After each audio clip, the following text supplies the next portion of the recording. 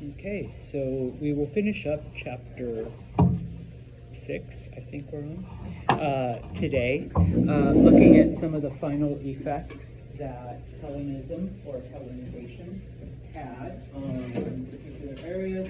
And at the very end of the chapter, kind of talks about, some of the improvements in travel and transportation and how exactly, Hellenism and other ideas made it to, different parts. But you do need to remember that Hellenism is in fact the spread of Greek culture, and Greek culture mixing with whatever local things that they found in those areas. And so today we are going to look at Buddhism briefly and another group known as the Kushan. Now, because, as the first line states, in many areas we see people who practice Buddhism coming in contact with, these Greco people. And so that Greek culture then begins to affect how Buddhism is perceived. Remember that Buddhism started in India, okay? And I promise I'll come back for those of you that are still writing. There it is, okay? And many roads and paths, which we will talk about today, either converged in India or passed through. And so there was a lot of opportunity then for Buddhism to mix with the ideas of these different people. Now, it kind of starts with a group known as the Kushan. They are one of those Central Asian tribes, okay, wandering back and forth thousands of years, okay, and after, let me go back, let me find the map here. After the collapse of the Mauryan Empire, because if you recall, Ashoka, bless you, adopts Buddhism, the empire becomes peaceful, and it just falls apart into different kingdoms. So after all of this falls apart, and then eventually Bactria also, it goes away, it collapses, this group swoops down from the north, okay, and basically, takes over the area, all right? It's, there's a power vacuum, they take over, all right? Now, number one, the Kushan convert to Buddhism, okay? They come into the area, there's already Buddhists there, and to them it seems like a pretty cool thing, all right? So they convert to Buddhism, all right? Number two, they actually become very, very wealthy because, and once again, I gotta show you a slightly different map, okay? This eventually becomes the Kushan Empire. They control this area, which, if you recall, were the footpaths that Alexander the Great had carved out as his armies were going through. And so basically what the Kushan do is they begin charging people to cross these paths in the mountains, okay? Whether it's just travelers, but usually it was merchants and traders, okay, where they decide, hey, give us a little bit and we'll let you through these paths, we'll guarantee your safety. And so the Kushan, become very wealthy, and they give most of that wealth to the Buddhists, all right? So now the Buddhists have money. And so what ends up happening is, number one, they begin to build stupas, okay? And I showed you some when I showed you the pillars that Ashoka constructed, okay? These are the stupas, okay? And at first, they were basically just temples. Basically, you go and you can, meditate, and, some monks, live there. But under the Kushan, what they begin to do is they begin to, you can't just have an empty temple, you can't just have chairs or whatever. So they begin to put things in there that supposedly belonged to the Buddha. Okay, and so, for example, this is an attendance sheet that the Buddha himself used to take roll at his meetings. Okay, and so that would become like the centerpiece of this temple that people would come to see. And the Buddha once sat in this chair. Okay, and so now people, I saw the Buddha chair and I saw the Buddha table. Okay, and of course, you'd be invited to leave a contribution and whatnot. And so this way, okay, Buddhism then, not only begins to spread even further, but it gets a pretty good influx of money. Okay, now, as this happens, okay, as I said, people from other parts begin to travel, they intersect into India, and especially we get, Greek culture being brought in through the Mauryan Empire, and then in Bactria, and then the Kushan, and Buddhism is already there. So we begin to see then, and let me take a step back. Okay, because no matter what religion, no matter what philosophy, no matter what, okay, there is going to be like different interpretations, and if you look at any modern religion or modern philosophy, bless you, there are, different types, different groups, different, branches, okay, whether it's Christianity or Judaism or Islam or whatever other religion, there's different ways. Okay, and so what begins to happen is this is now one of those first separations, and it's known as Mahayana Buddhism. Okay, as Greek influence comes in, and remember, it's not just Greek, because the closest country is Seleucid Persia, so it's Greco-Persian. All right, so you also get some Persian traditions, and of course, Mesopotamia has been under the influence of Persia for a while, so you get some Mesopotamian traditions. Little by little, they begin to affect what Buddhism is. All right? If you recall, a couple chapters ago, even though he does have the title Buddha, all right, the Enlightened One, Siddhartha Gautama never saw himself as a god. He was just a teacher. Okay, I'm a transmitter of wisdom. Well, now with the influence of Greek culture and Persian culture and stuff, little by little, okay, some people are like, hey, maybe Buddha was part God. Maybe he was a god. Okay, remember, outside of Zoroastrianism, okay, Persian tradition is polytheistic. Greek tradition is definitely polytheistic. As is Mesopotamian, and so it's like, hey, what's one more god? Okay, so here's Buddha. No, not that. Here's Buddha. All right, another god that we can pray to and that we can, have in our and I mean, we can still have, the other gods that you've worshipped, but now we add Buddha to that. Okay, now.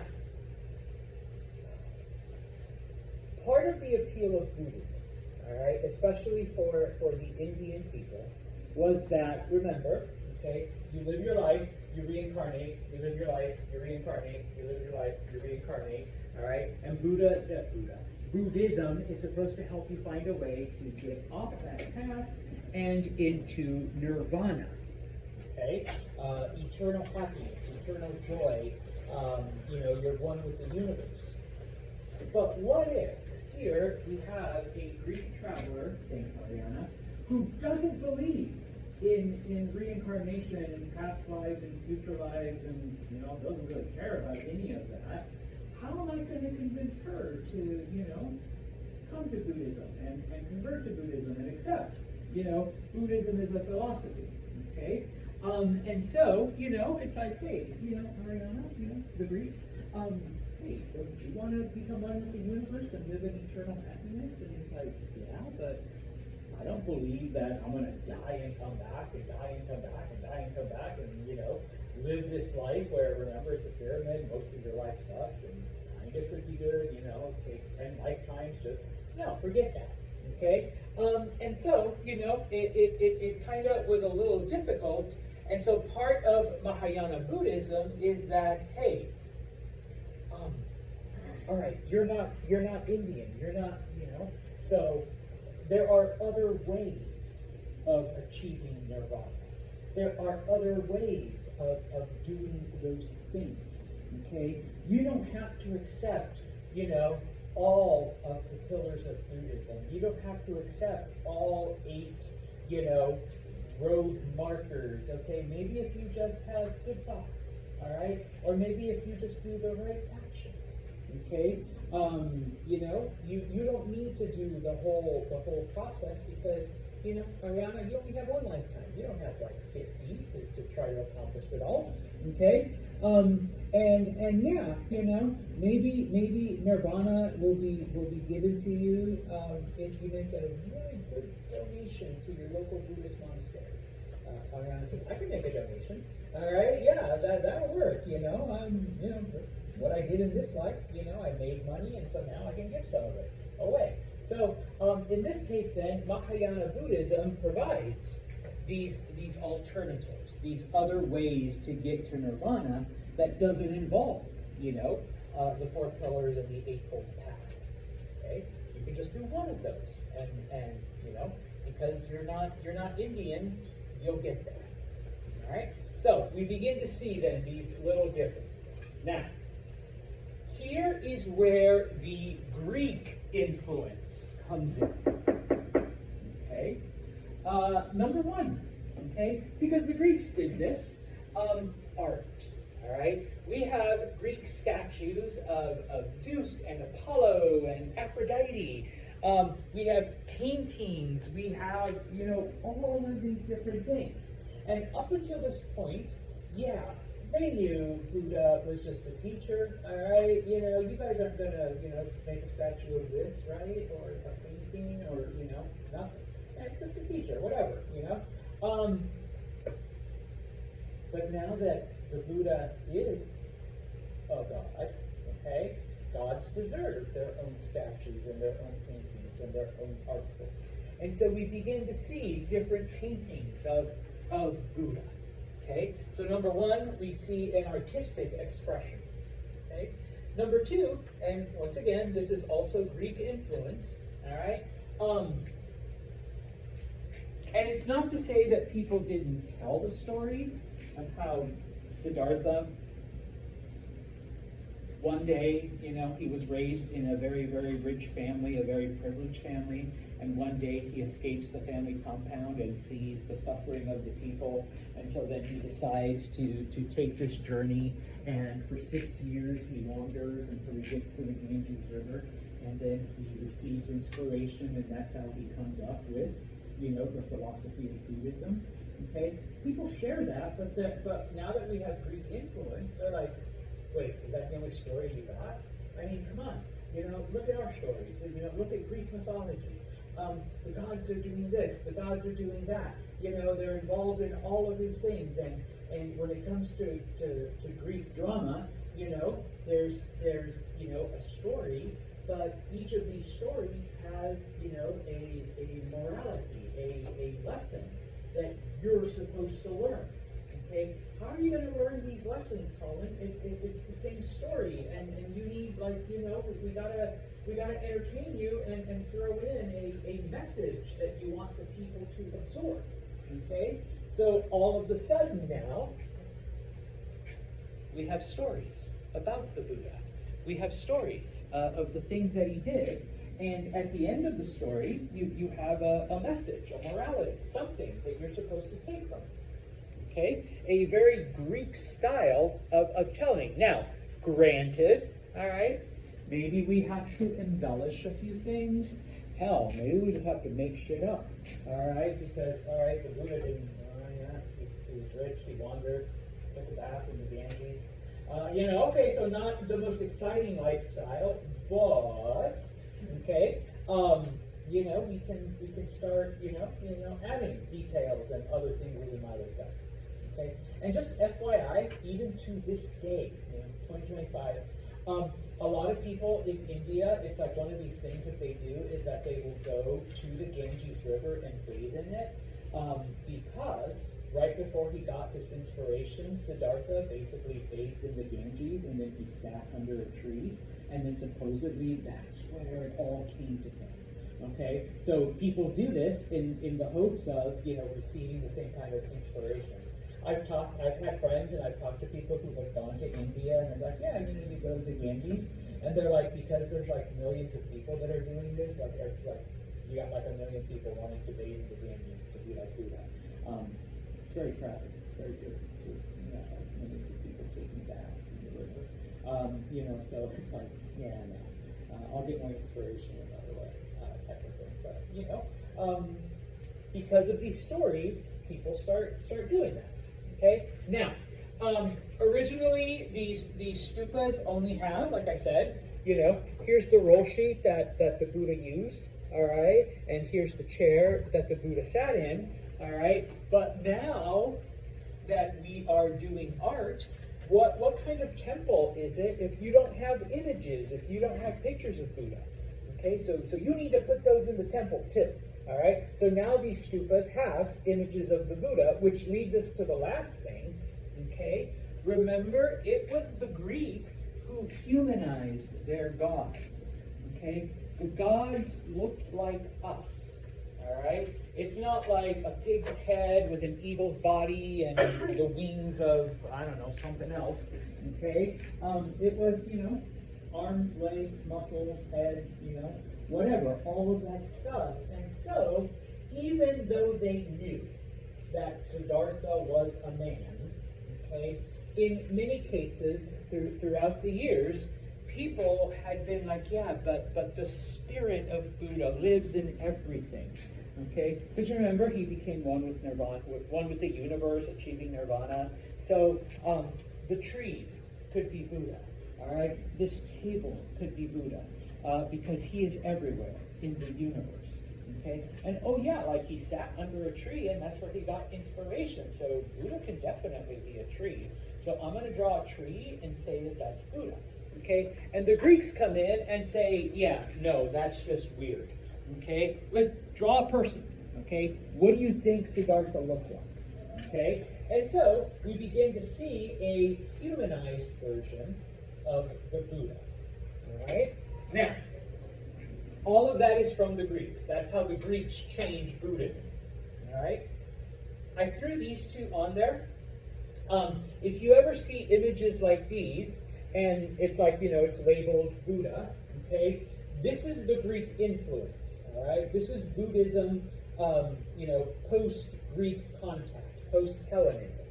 Okay, he's got the clothes and then the hand, and he's got a certain facial features that are very similar, the same hair, the little bun on top. Okay, just one of the things, I don't do art history, but I had to take some things. You see, most of these have this on the back. It's supposed to represent the sun that gives you wisdom and knowledge and all that weird shit. Okay? Later on, Christian artists take that. And so every time you see pictures of either Jesus or different saints, they all have that. They're being favored or giving wisdom or whatever. Okay? Now, I've had students ask, but Mr. Santos, I've seen Buddha statues and Buddha pictures. Isn't the Buddha fat and smiling? The fat Buddha is what we get hundreds of years later after Buddhism goes to China. All right, that's Chinese influence on Buddhism. Okay, this is Greek influence on Buddhism. So, like I said, as it comes in contact with different cultures, it starts to change. It starts to evolve, just like any other philosophy or movement. All right, now. We're going to kind of move away a little bit, but this is also important. And looking at what we call the Silk Road.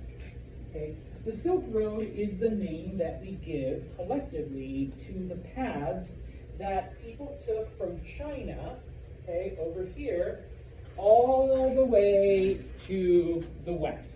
All right, all the way to Greece, all the way to wherever it ended up. Okay, now, even though we call it the Silk Road, okay, number one, it wasn't actually a road. All right, it wasn't like you start at point A and you finish at point B. Okay, it wasn't straight. It wasn't like, I get on in China and I go, and a while later, now I'm in Persia, and then I can just get to Turkey, and there I am now.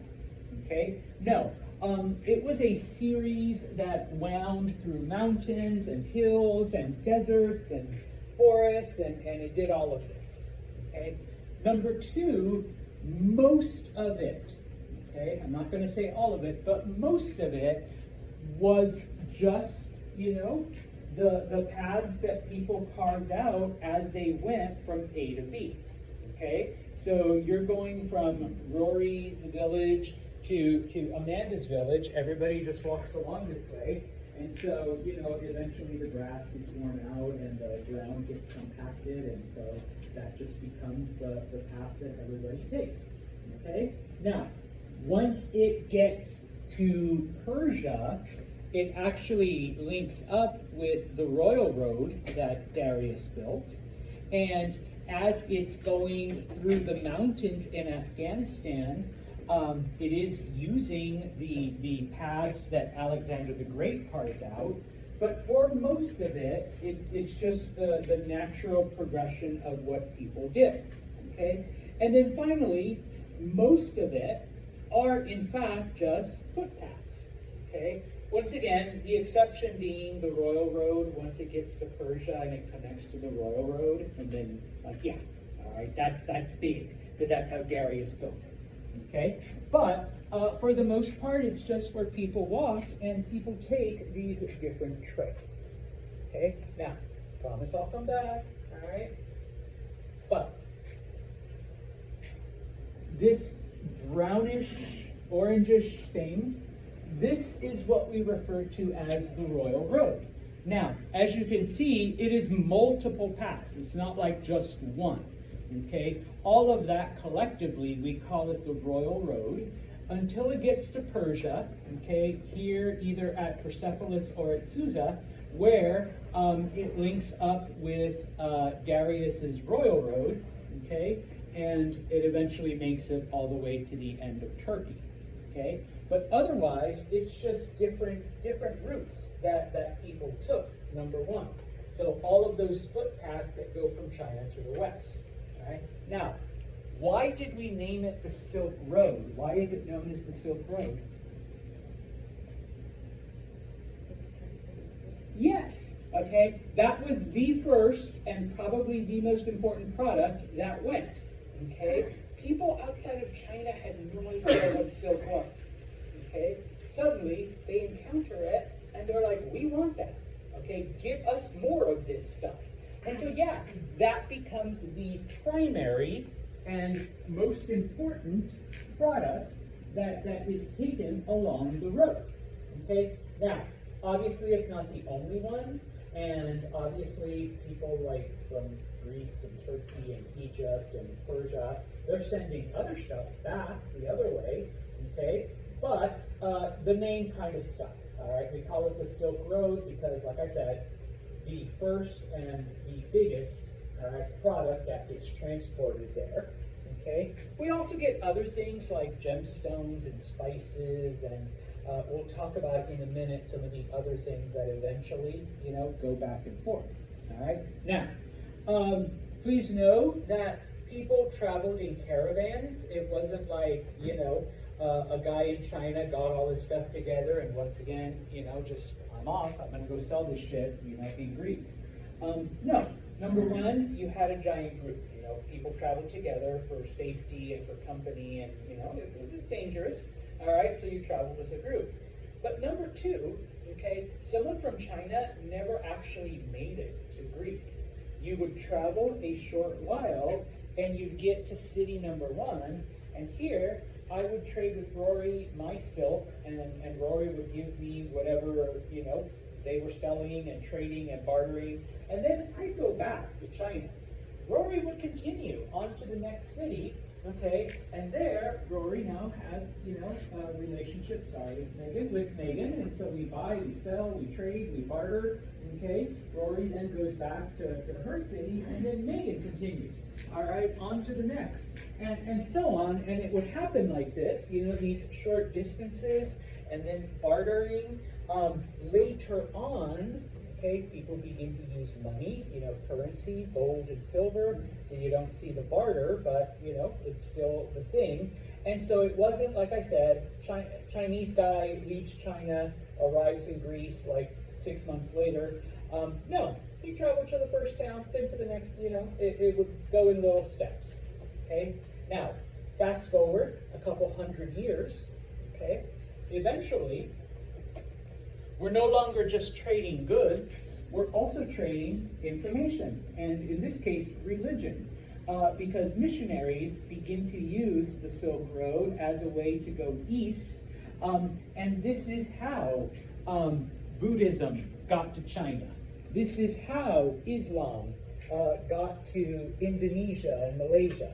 Okay, this is how Christianity got to, China and Japan and India and all of those other places where, they eventually spread, is because those missionaries took the Silk Road, all right, going the other way.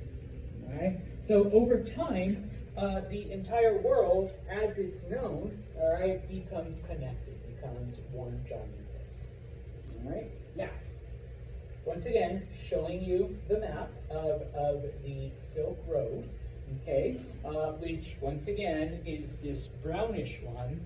The green ones that you see are branches that eventually break off along the way, okay? So in Persia, okay, it can break off to go south into Saudi Arabia, or what today would be Saudi Arabia. In Afghanistan or the Kushan Empire, it all heads down into India.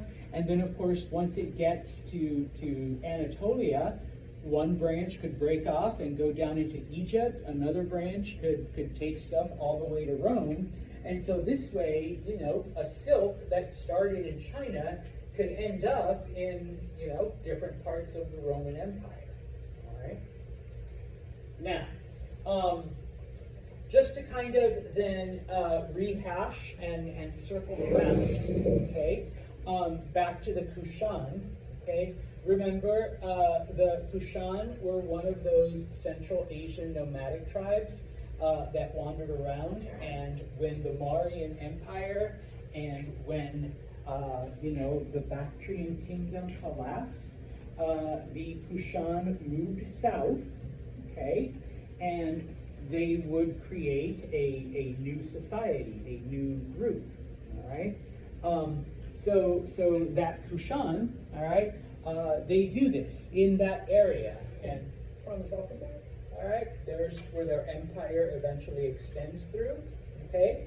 They take over. Now, just like other groups, okay, the area that they took over, Bactria and the western part of India, it's like a Greco-Indian culture. So they adopt Greek as their language, all right? So once again, it kind of throws off archaeologists when they later on discover Kushan artifacts. It's like, how does this Central Asian tribe have everything in Greek? Well, because that's the language they adopted, because Greek had been spread to that area by Alexander the Great and his soldiers and their descendants, and the kingdom had risen up, with Greek cities and all of that. All right. Like I said, okay, because where the Kushan eventually settle and take over, that is where that nexus of the Silk Road is, and the only way to get through that is through the footpaths that Alexander carved out. Now it's under the control of the Kushan. And so what they do is they charge people, number one, for access. Number two, they also charge people, for protection. Like, hey, you'll be safe, you'll be fine. Our armies will make sure that you're, that you make it through. But, you're going to have to pay up. And of course, the value of the things that they had was so much that, you know, the bit that they charged wasn't an impediment, at least not to many of the merchants, right? And so they do actually help trade in the area, and they do stabilize, okay, the area so that it's safe and profitable for these merchants, okay? As I said before, the Kushan convert to Buddhism, okay? And so what they do is, with this money that they're making, they begin to donate it to, you know, for Buddhist causes. One of the most important things they do, okay, is they not only fund those temples, those stupas, but they begin to build monasteries, places where Buddhists can go and devote themselves entirely to the faith, all right? Because remember now, you know, Buddha's God, and, you know, we're doing more churchy type of stuff. So we need a monastery, we need a place where our monks can go and pray and meditate and get closer and, you know, achieve nirvana here on earth and all of that, okay? One of the other things that happens, and I'm not sure if I'm getting ahead of myself, but one of the other things that happens is that many of these monasteries are built on the edges of the Silk Road, and so they are opened up to travelers. Travelers can use it as a place to rest and relax and, you know, feed your animals and whatever. And oh, by the way, as long as you're here, we're going to share a message about Buddhism with you, okay? And so that's one way that Buddhism spreads, okay? Yeah, you get a free place to stay if you're a merchant, but you also listen to a Buddhist message, all right? So, the last thing, okay? Oh, no, not last, because we still got China, okay? The other thing that we get during this time is something known as caravan cities, okay? Because, you know, despite the Silk Road, you are still going into the unknown, all right? It's not like today where, you know, you have your Google Maps or you have GPS and it tells you what you're doing, where you're going and whatnot, okay? At this point, you are about to embark into the middle of nowhere, all right? Nobody is really sure. We just know that if you keep going that way, eventually you're going to get somewhere, okay? And that's it. And so, at the edges of civilization, you have these cities, okay, that, you know, it could be at an oasis or it could be at the end of a trail, all right, because remember, there's different trails, there's different roads, there's different things that make up the Silk Road, and this is where you go if you're a merchant, if you're about to go off and explore. This is where you stock up on supplies. This is where you get all of the things that you're going to need for a long journey, okay? If you're a merchant or if you're a consumer, okay, this is where you go to buy certain things, because this is where, out of the desert, out in the middle of nowhere, you know, this is where the various caravans and merchants end up, all right? Now, because these cities are in these Greco-local areas, okay, because these areas have absorbed and mixed Greek culture, and remember, you know, Alexander built cities so that his men could have a taste from home. Hundreds of years later, those cities are still there. Many of these are, you know, the last bit of civilization, but in this case, the last bit of Greek civilization. So, you know, I'm taking Greek products with me into the unknown, all right? And so, there are two that you need to know. Number one is the city of Petra, okay? Petra was near the Sinai Peninsula, and this was the city that, the last city, I guess, before you wandered into the Arabian desert, okay?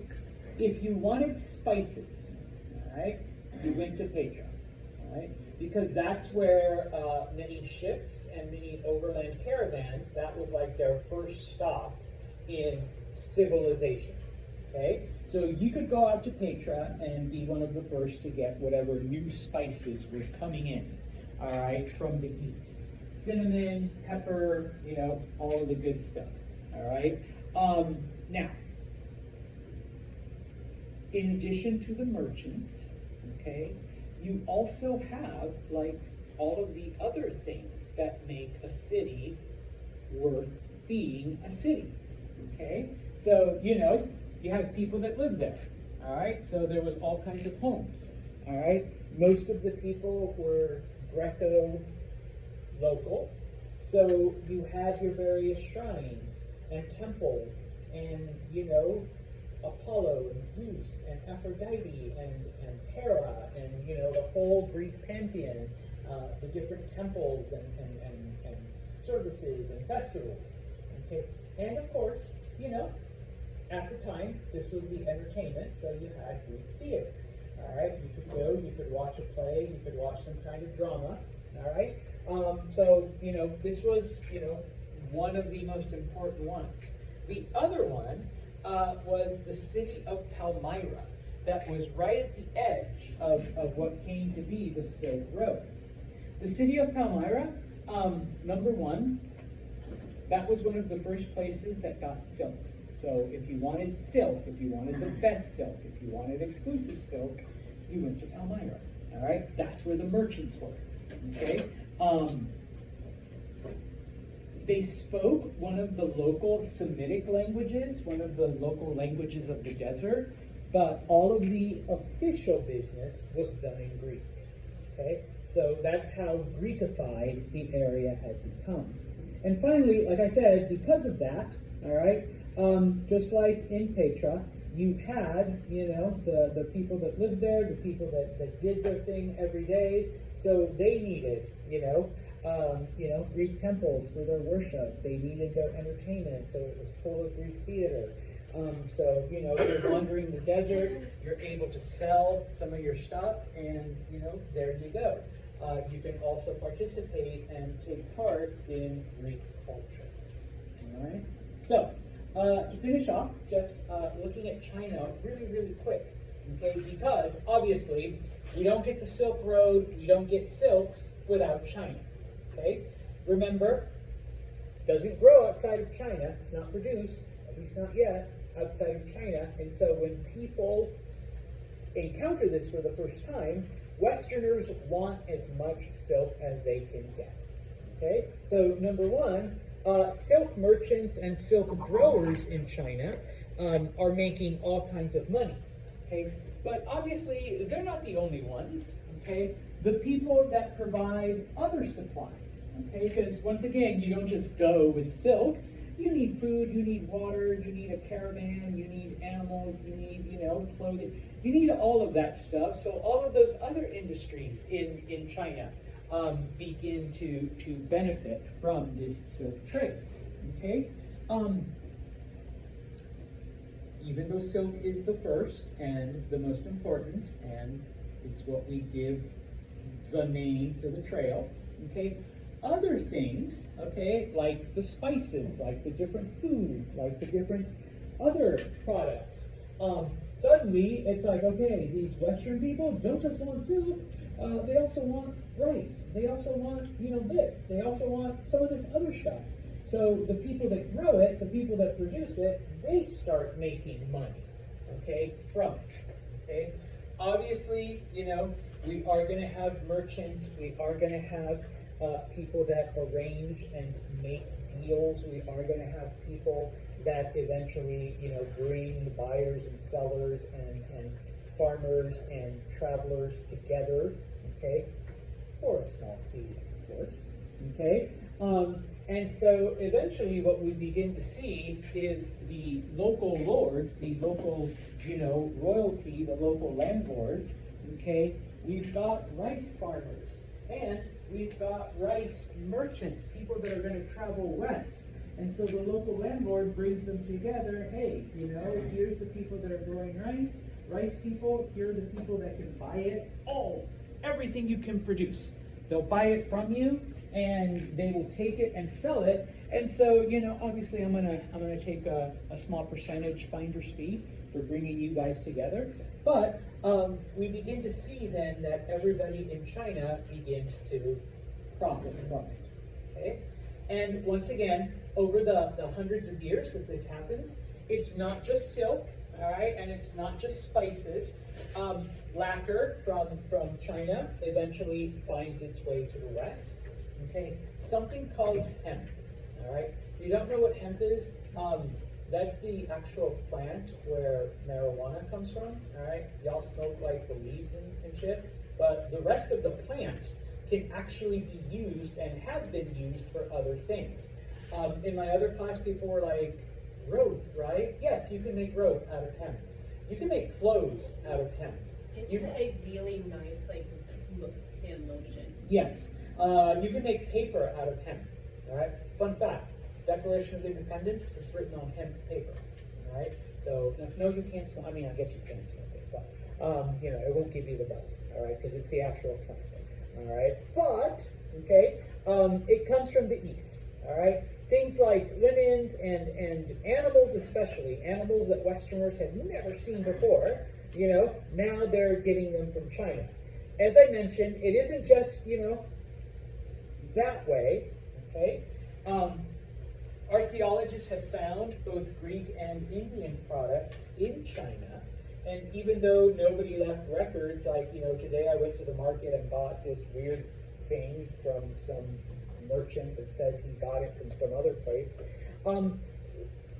Oh my gosh, it's like they have a Greek statue, they have, you know, Greek products. Oh my goodness, you know, they have, you know, Indian stuff.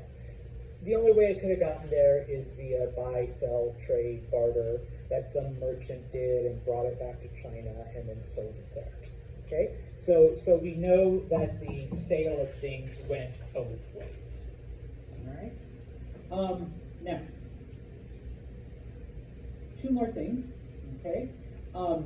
As I mentioned, all right, one of the first groups to use the Silk Road, bless you, whoever sneezed, one of the first groups to use the Silk Road as a way to spread a philosophy or a religion were the Buddhists, okay? And it was the Kushan because of their financial contributions, okay? They were able to finance many of these journeys, okay, into China and Central Asia. All right. Now, when these first Buddhist missionaries go to China, they are not successful. Okay, they don't speak Chinese. All right. They try to tell these Buddhist stories, and Chinese people don't care. Hey, but we've got literature. It's not in Chinese. The Chinese people don't care. All right. So what ends up happening is these missionaries go back. Well, before they go back, they stay in China long enough to learn Chinese, and then they go back and they begin to translate all of the Buddhist texts into Chinese. Okay. Even then, though, it still takes a long time before Buddhism is firmly established in China. But once it is, as I already mentioned, it has a really significant impact and effect on the movement. Fast forward to today, you have a lot of Buddhists in China and Southern Asia and Southeast Asia. You don't have a lot in India. Like, it's hardly even there, even though that's where it started. Okay, there's reasons for it, but you know, eventually Buddhism does, you know, take hold in China. Okay, now, Buddhist missionaries tried to go west as well, okay, but they were unable to have any success. Number one, when they get to Persia, most of the people there had already, you know, converted to Zoroastrianism, and so, you know, I'm making it to heaven. I mean, as long as I'm good and I choose Ahura Mazda. All right, your whole thing about, you know, one with the universe, nirvana, many gods, many lifetimes, that makes no sense. All right, so they ignored them, okay? A couple Buddhist missionaries tried to go even farther west, but by the time they did, there was already some, you know, little Jewish movement that eventually turned into Christianity. And so the people there weren't willing to listen either. Okay, so Buddhism doesn't make it to the West. All right, it all becomes literally like one directional.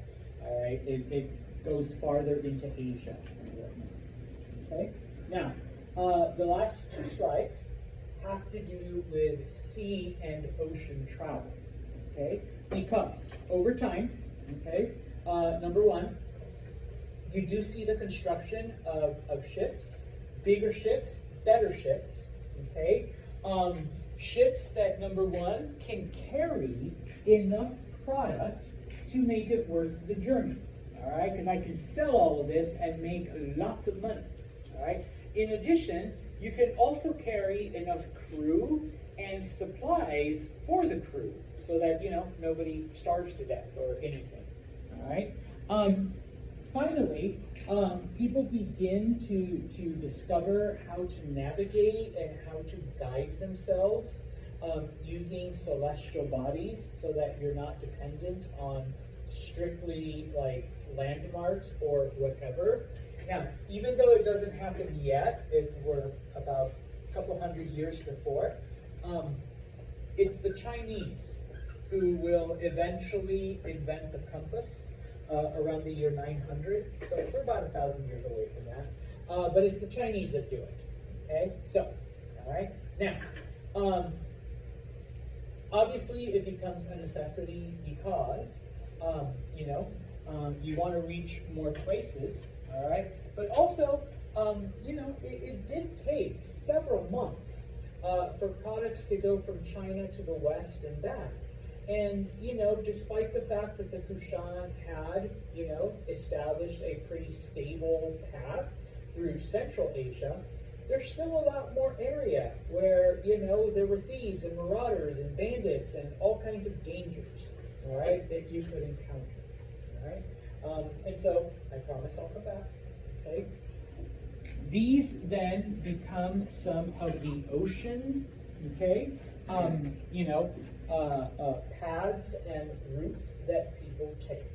All right. Now, FYI, it was the Arabs who first and successfully are able to transport goods on boats across the ocean. All right. Now, granted, they are not going like from Africa to Australia. All right, into like really deep unknown areas. Promise I'll come back, just got to show you the map again. All right, they do make stops frequently in different areas. Okay, so it's not like they're going like that. All right, across open water. All right, but still, okay, they do pioneer this era of, you know, traveling the ocean and carrying goods and things from the east to west, west to east. Okay, so it's the Arabs that do this first, number one. And so we see then all of the land around the Indian Ocean, from Africa to the Persian Gulf to India to Southeast Asia, it is all connected. Okay, you know, and once again, it's not like you're going from Africa all the way to like, you know, Thailand or something. No, you go up. Bless you. The coast of Africa, Arabia, all right, then Iran, then India, then around India, then, you know, you work your way like that, okay? It isn't until, you know, a couple hundred years later that you can start doing those big jumps over the ocean, all right? Finally, okay, and now we're skipping ahead a couple hundred years. Like I said, as time goes on, all right, people invent bigger boats, better boats, you know, faster ships. Technology becomes more, you know, reliable. Many of these Arab sailors begin to learn the different celestial headings and the celestial fixes, because if you know what you're doing and if you have everything charted, you can navigate just using the stars. I know for you guys it's like, no, I just asked Siri, like, where am I going? But no, once upon a time you just kind of had to look up and you knew where you were going by that way. And it was the Arab sailors that pioneered this, okay, type of thing. The other thing that we get, okay, around 120 BCE, all right, people begin to pass around this text because it had been long enough that sailors had noticed in March you get lots of rainstorms in this area.